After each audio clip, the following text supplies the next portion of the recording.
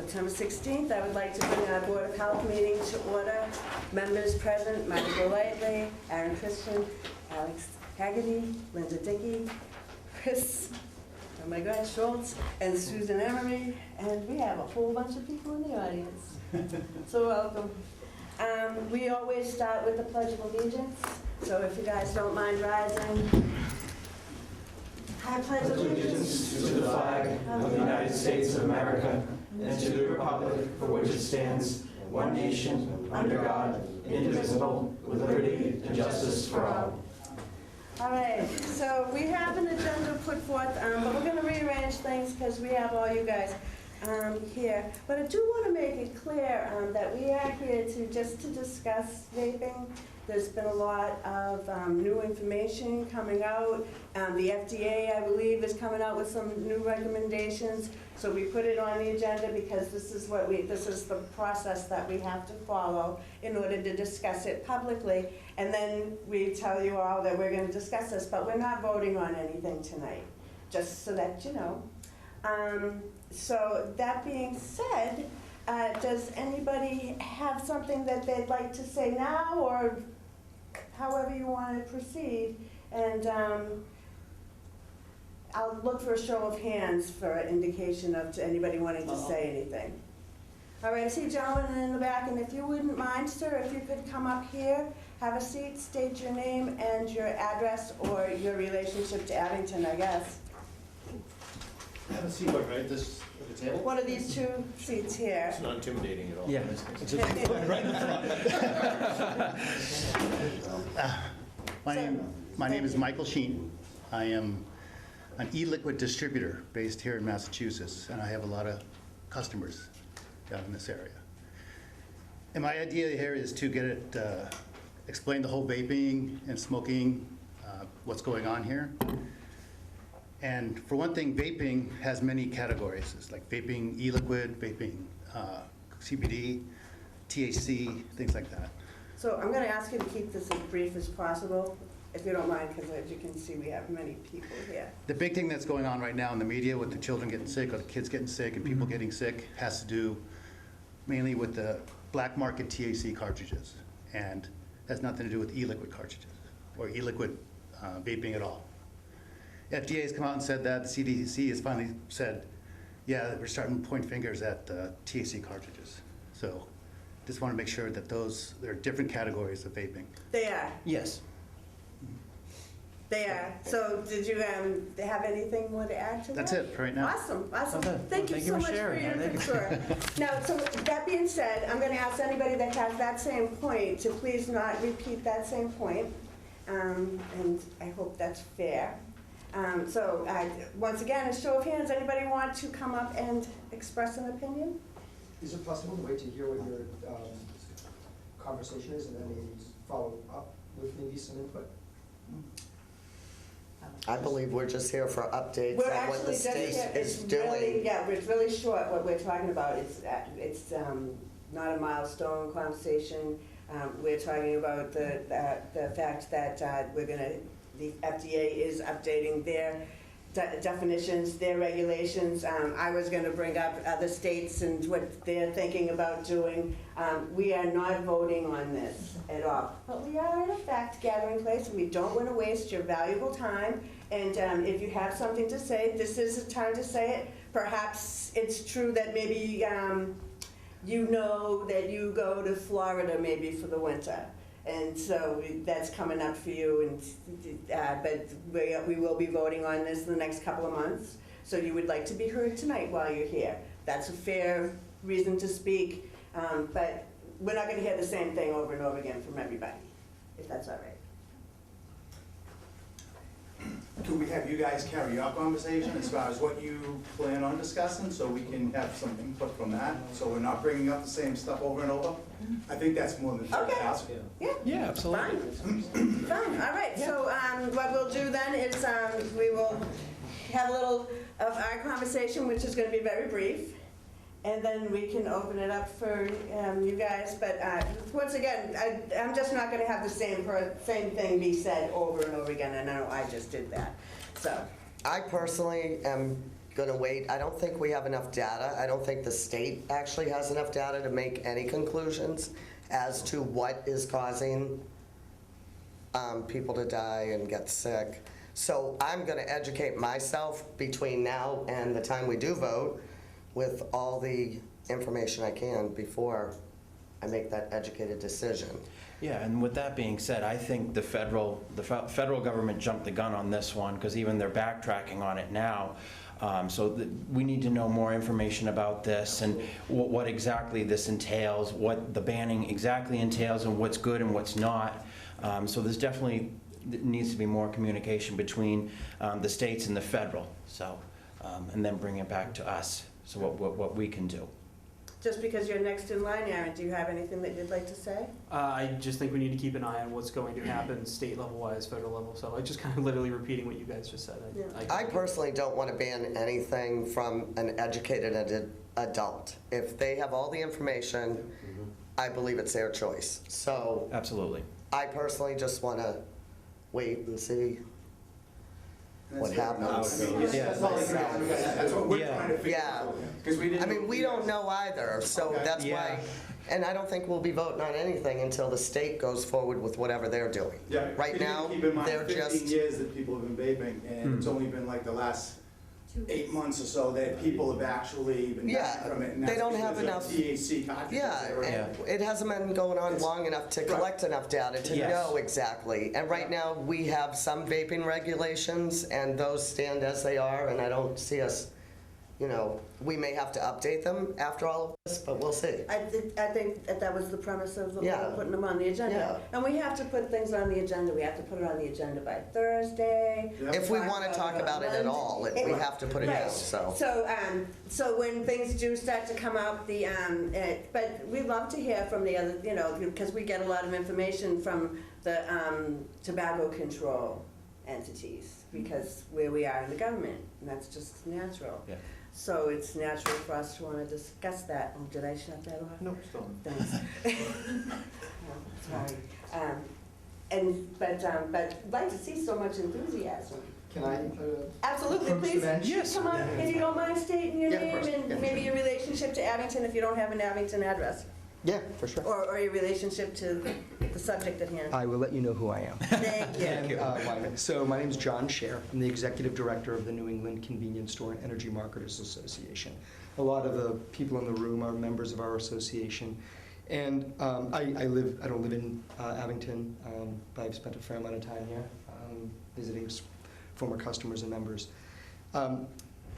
I'm kind of going to ramble, but I'll be brief because I know this is sort of a loose conversation around vaping and some of the tobacco control regulations. I have I'm going to call it the benefit, although that's definitely not the right word, of seeing how this is all playing out across the state.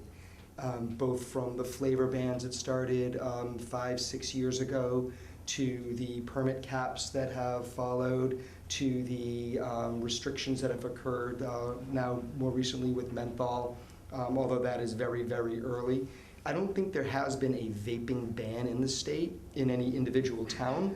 I know Senator Keenan and Representative Gregoire are looking at flavor bans across the state, and we weighed in on that. My testimony is public. As far as it relates to the news of the last couple of weeks, really, the reason I'm here is I really just wanted to monitor. This is the first board hearing, maybe the second one since that's happened where it's on the agenda, and I was really curious to see how the conversation would evolve around the vaping. And what I've started to see, and I read a lot of this, unfortunately, but I'm seeing, as the gentleman that spoke before, appears that it is zeroing into this vitamin E acetate oil that is in the THC, and it's used as a cutting agent for black market THC in states where it's not legal, most likely, most commonly rather. And while the CDC hasn't definitely come out and said that, it is almost certainly going to zero in on that. My worry with that is a lot of the hype, a lot of the media, a lot of the hype around the media in this particular issue, it starts to create gray areas around vaping and this THC black market vaping. And I think it's really important to draw a clear distinction between Forget what you think about Juul and companies like that, but what we would consider more common products, commonly used products, versus some of this street stuff where people are literally making it in their kitchens like methamphetamine, really.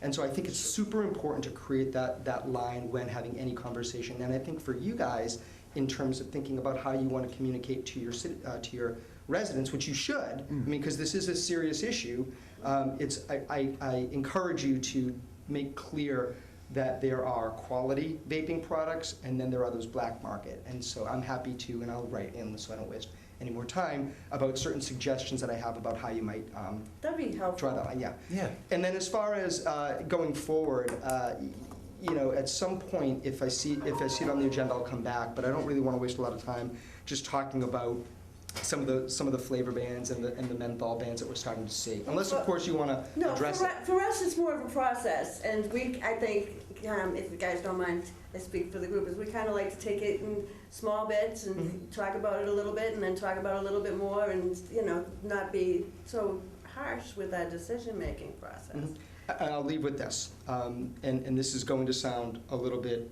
direct, let's say. But I think it's important. I think it's important that I say it this way. Tobacco control, for all the good that they do in making sure that people behind me are doing what they're supposed to be doing, and I think every one of them would say if they screwed up, they should be slapped for it. And I second that. They should be. These are tobacco and nicotine products are products that should only be sold responsibly, and anybody that is in it for any other reason should have their license revoked. Clear and simple. However, tobacco control and the people that are providing them with talking points are taking on the image of, more and more taking on the image of anti-tobacco lobbyists.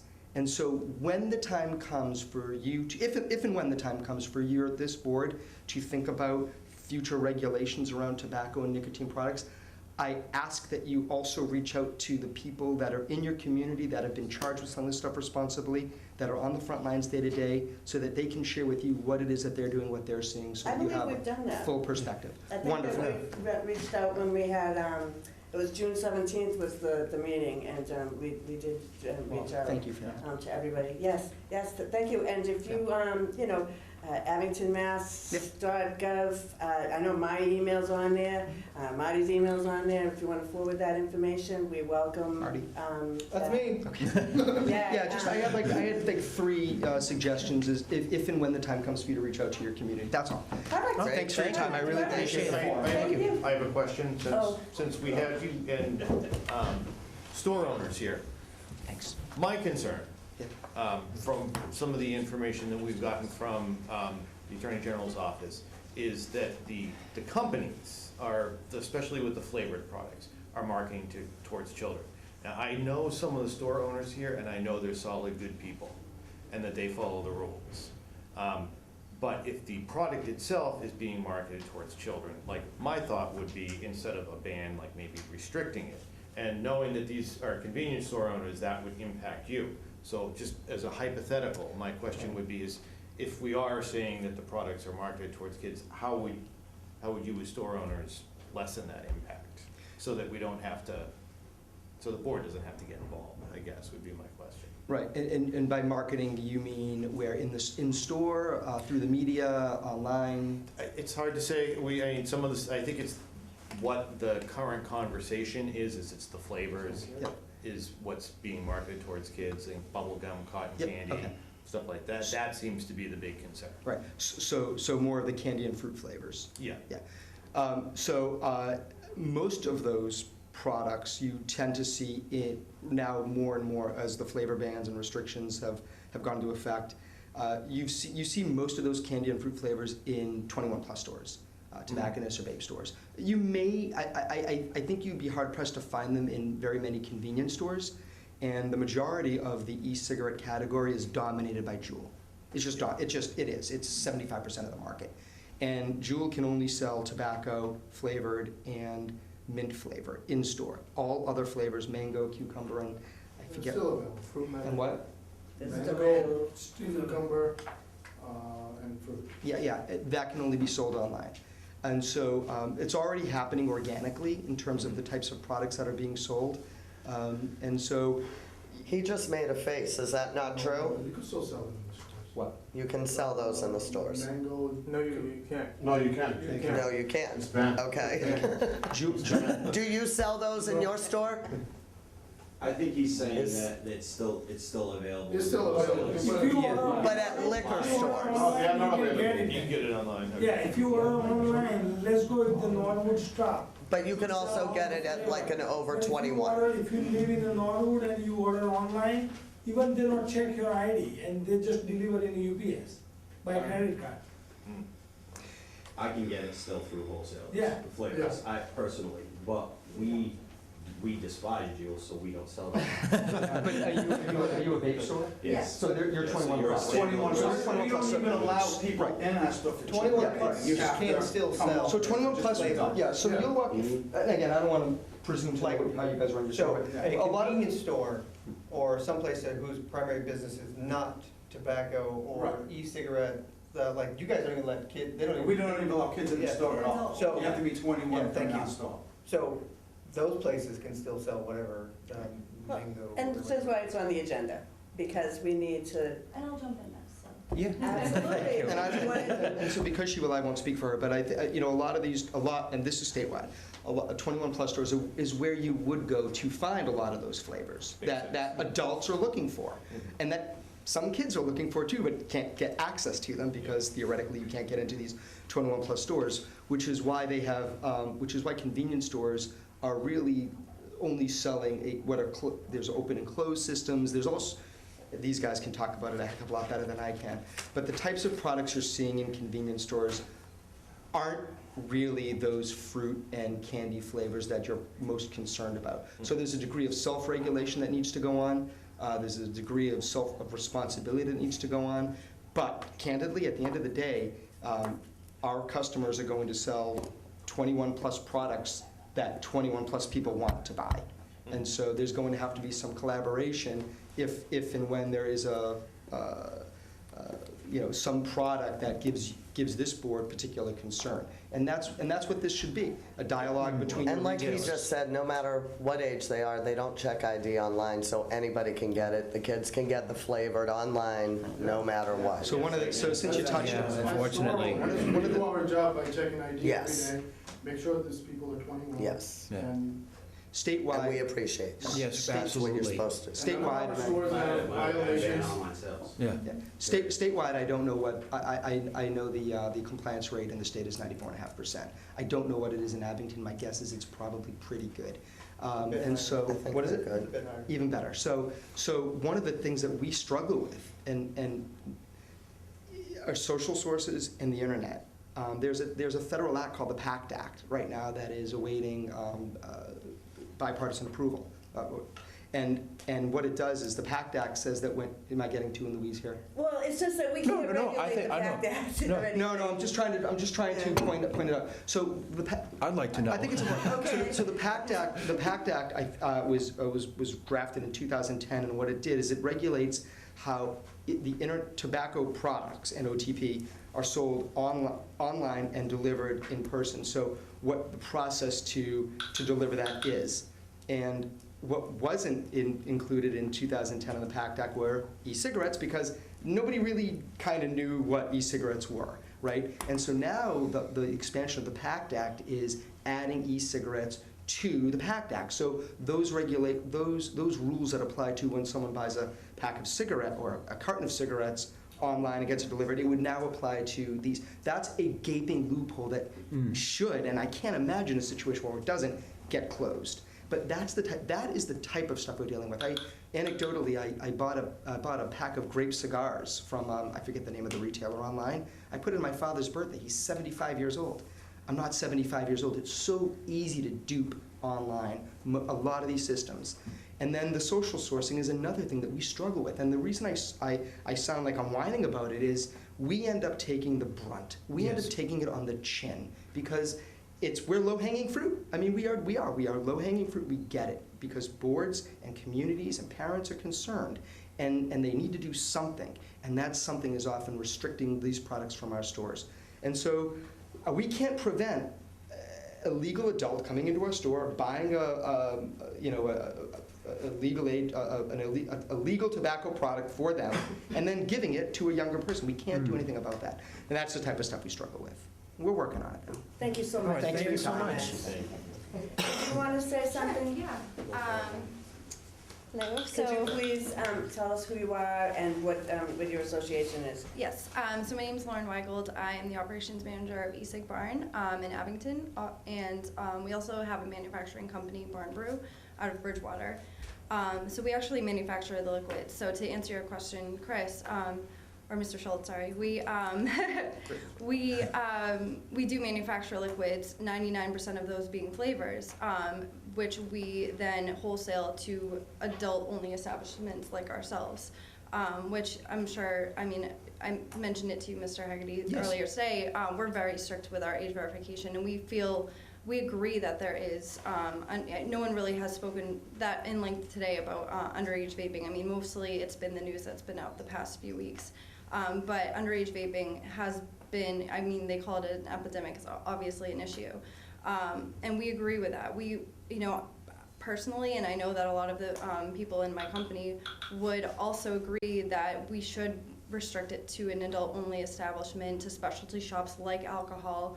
That way we can better regulate the system, you know, and keep it out of the hands of the underage. I'm not saying anything badly about the convenience stores, but it's just a matter of keeping it adult-only.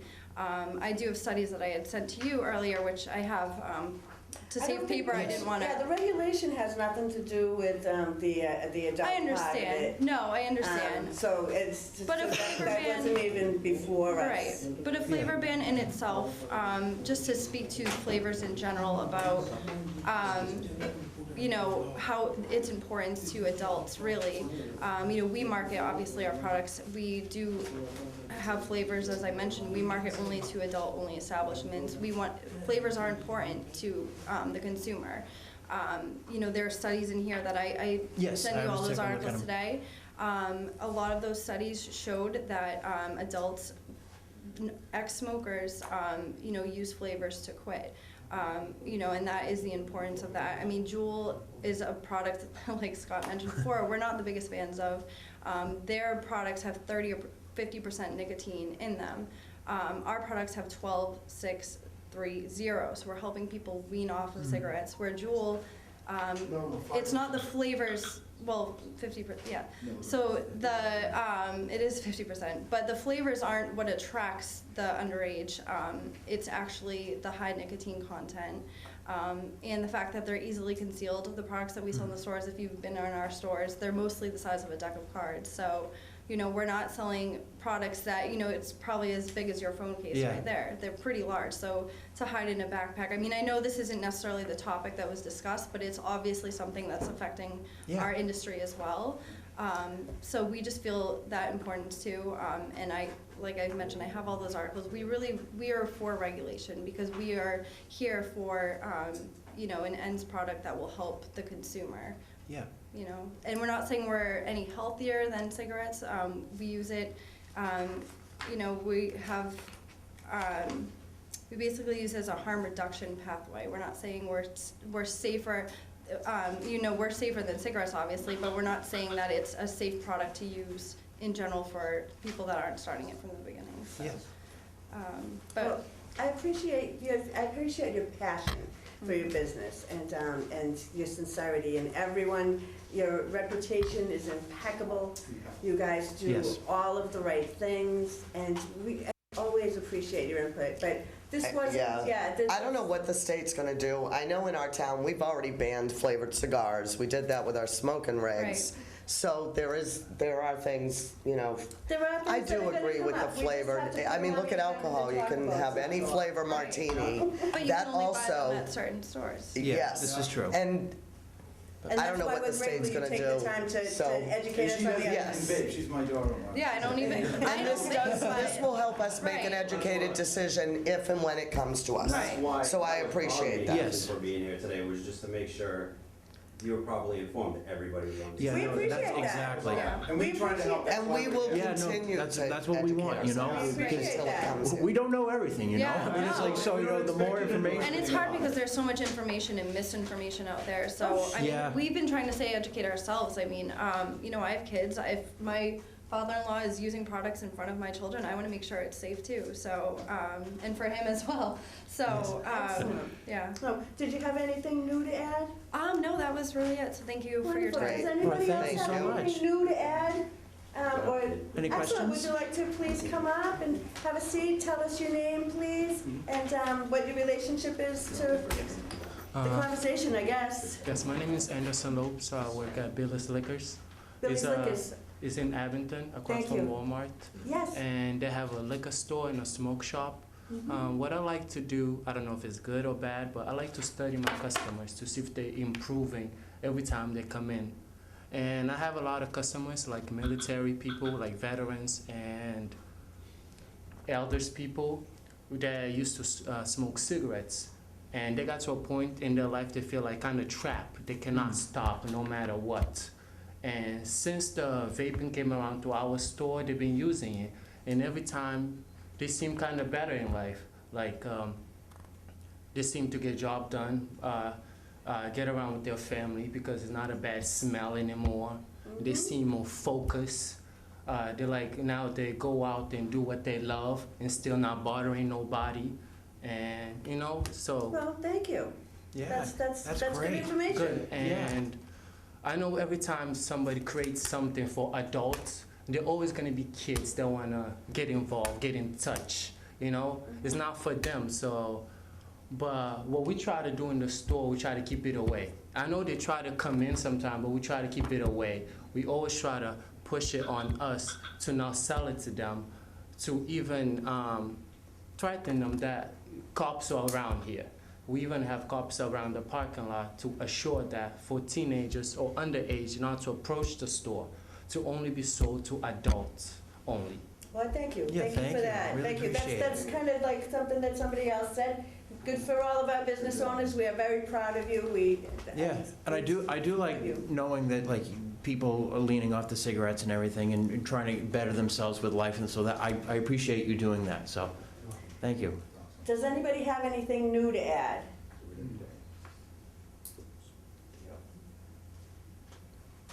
All right. Does anybody on the board have anything new to add? All right. So if nobody has anything new to add, then we're going to go on to our next agenda item. Thank you so much for your time and attention. Thank you so much for coming. Thank you very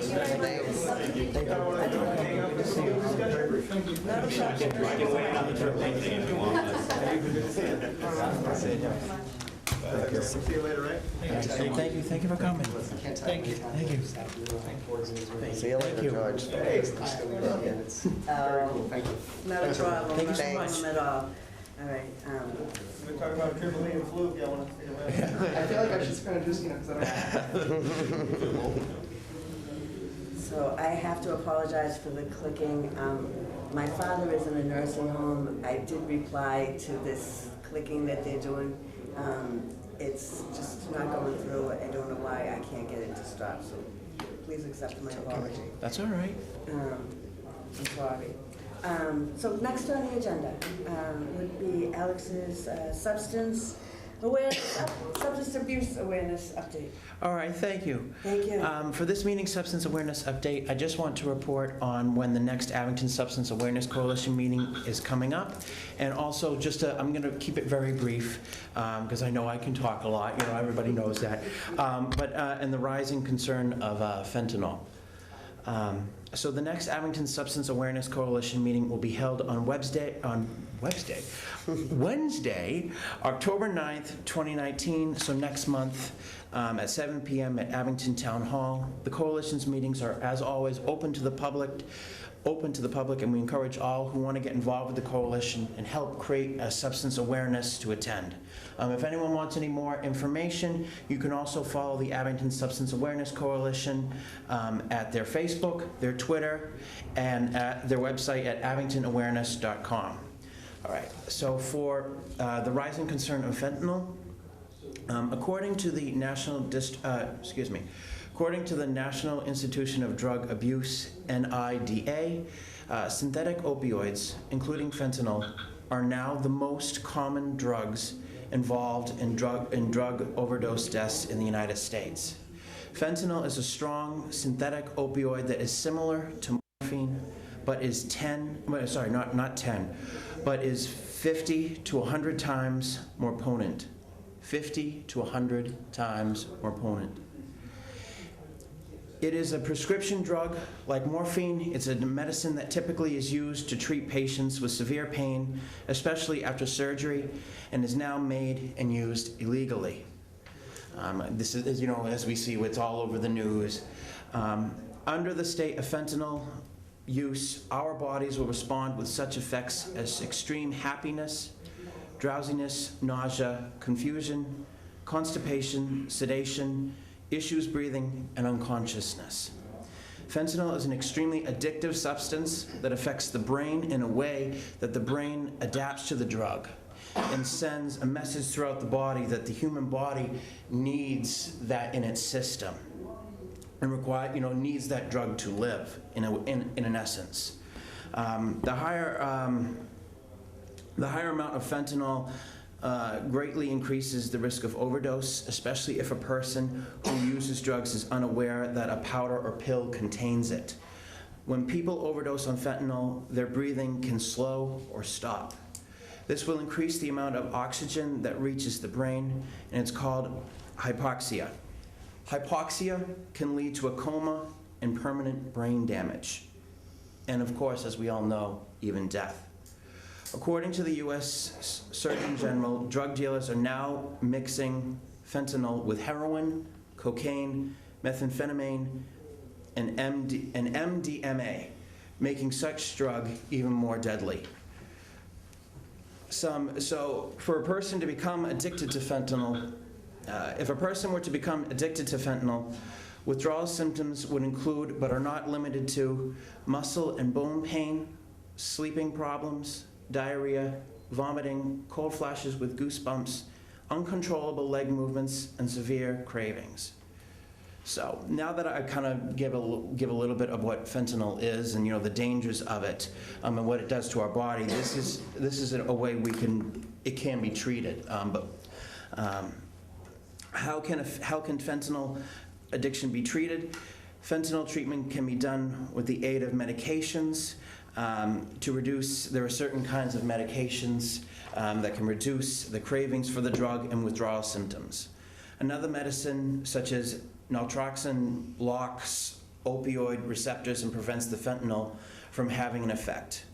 Such treatments can be discussed with your healthcare provider, so you can talk to your doctor about it and what you can do if you are addicted to this substance. And another avenue for treatment is counseling. Especially, usually the medicine and counseling go hand in hand. Specifically, behavioral therapies for addiction to opioids like fentanyl can help people modify their attitudes and behaviors related to drug use. Increase healthy life skills and help them stick with their medication. If anyone does want any more information on this, you can also go to www.drugabuse.gov. It's a government website.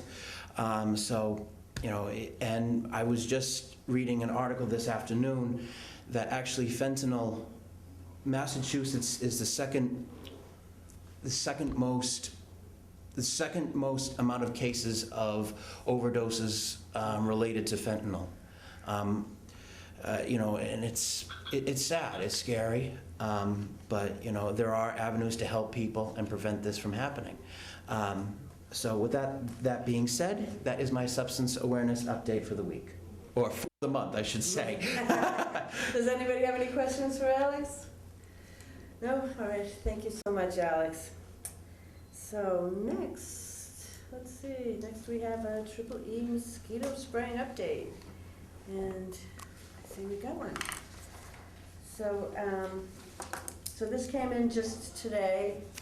So this is the new arbovirus surveillance program report. There's really nothing new there. We know about the 8 cases of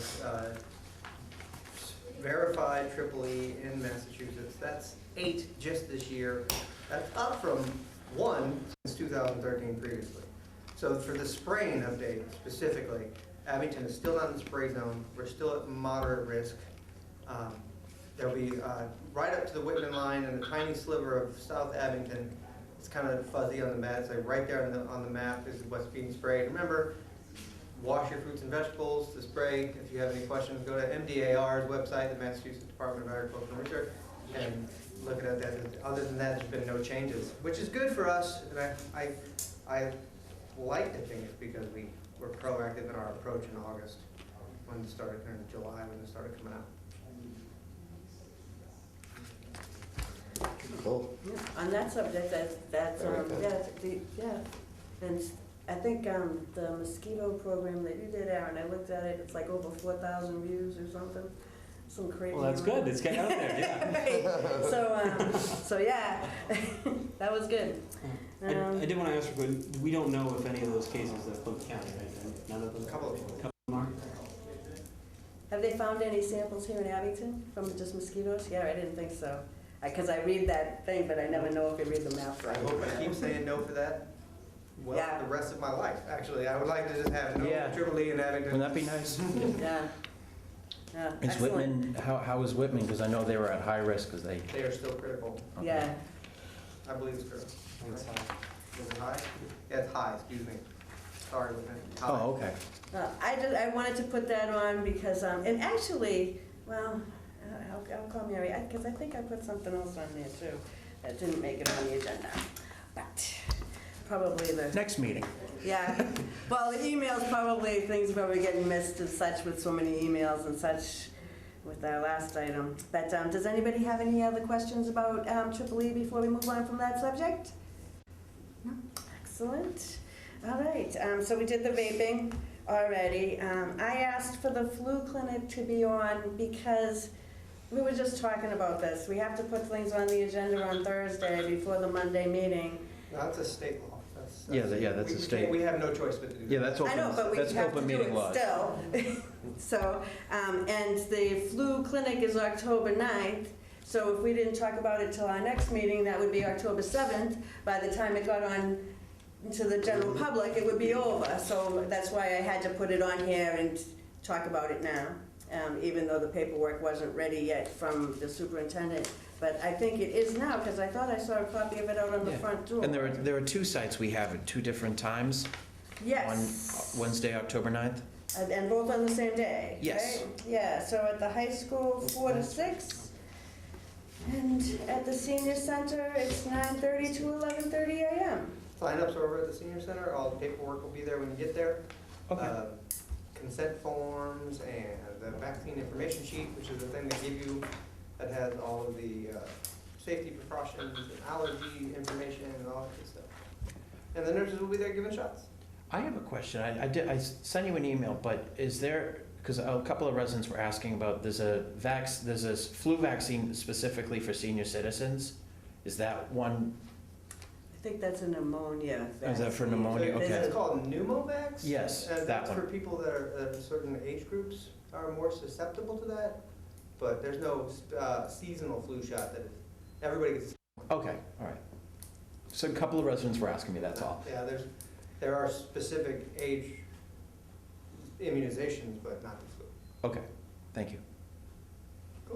Anybody else have any questions about the flu clinic? I think Marty sent us all links to this, so we probably should share this as much as possible, just to make sure that we get the information out, just to keep our residents healthy. And they can sign up at the senior center, correct? Yep, and Yes. if they can't, for some reason they can't sign up there, just go to either one of those places and we'll have forms to everybody to fill out and get it done. So if you can't sign up, okay, that's fine, get the shot. Go get the Okay. shot. Everybody go get your flu shot.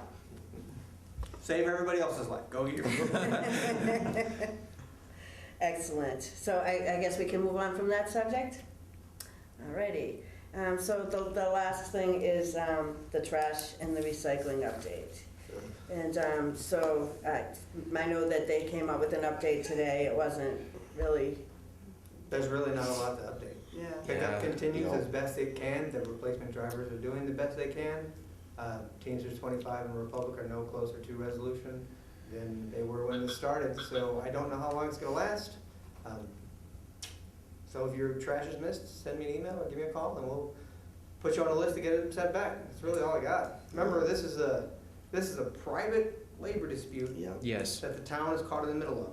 Yeah. So we have nothing to do with the dispute between Teamsters and Republic. We have a contract with Republic to get the trash picked up, and I just don't want trash on the street, and you guys don't Yes. want trash on the street, so get It's the a health trash off the hazard. street. That's really all I got. Yeah. On that subject, I would like to mention that, thank you to all the board members. I'd like to first start by thanking Alex Haggerty for coming up with the idea of using the compost site and sending the email to Marty, who helped with that. Marty was a huge help with that, putting that together and everything. So thank you. You're welcome. Thank I'd you. also like to thank Chris for setting up the Facebook page that was so greatly utilized. Yeah, you got a lot of traffic. So thank you for that. I also want to thank Aaron and Linda, because I called you guys whenever anybody asked me. They were like, oh, Linda told me this, or Aaron told me that, and I was like, yep, those are the boots on the ground. So I want to thank you guys for being kind and just talking to your neighbors when they asked you a question, but all of this communication goes as far as it possibly can for making things hurt just a little bit. I think we're running into some time now where we might be hurting a little bit more, but because it doesn't seem like there's any closeness or resolution to this at all. Yeah. So there's just not an answer. I mean, people could just use the compost bin that we have up at Town Hall as much as possible to keep some room in their bins. You want to get rid of your food waste. Yeah, if you want to get rid of that, and then any of your recycling to make room, you could burn all your boxes in your fire pits, you know, to make room. Yeah, it's, Anything you gotta we're gonna have to Keep start the to garbage think. off the streets. Yeah, just think, So what you you know, gotta do. everybody just think about anything that you can do to reduce. Yeah. That's the only viable suggestion I can make to people right now. That's the only thing that each one of us can control. Yeah. So I did want to say that, because I didn't hear anybody else say thank you, Alex, for starting that whole thing there. And Well, thank you. and all of the other thank yous that went down the line. And I know sometimes it can be a very thankless job, and that really stinks. It literally stunk. We were out there all day. It Yep. stunk. It's Yeah, done. it literally did. Yep. Excellent. But hey, we got it done, you know? All right. But, no, and I do want to say too that I want to give some appreciation to the residents too of town. Oh my God. They've been extremely patient throughout this all. And you know, I'm always, you know, just like Marty, I'm always available. If anyone has any questions, or if your trash or recycling hasn't gotten picked up, you can contact me on Facebook, my email, my phone number. Some people have called me. You know, I'm there 24/7. So, but no, I do want I live to. and work in town. If you see Yeah. me, let me know. Yes, exactly. I've been messaging you every morning. We're doing the best we can, right? Yeah, no, we are. You know, so I do want to say, I want to give some appreciation to the residents too, because they've been extremely patient throughout this. Yeah, the all. way that they've all bound together and collecting each other's stuff is kind of nice to see. Yeah. On that note, I would love to. Motion to adjourn? Okay, so Linda has made a motion to adjourn. Chris has seconded. All those in favor say aye. Aye. So that's everybody for it, nobody against it. Thank you. And what's the time? I never do that on time. 7:44. 7:45. Thanks for the appreciation, Susan, but I wasn't even here. I was on the phone doing all that. I was in Niagara Falls. Oh, really? You guys did all the work.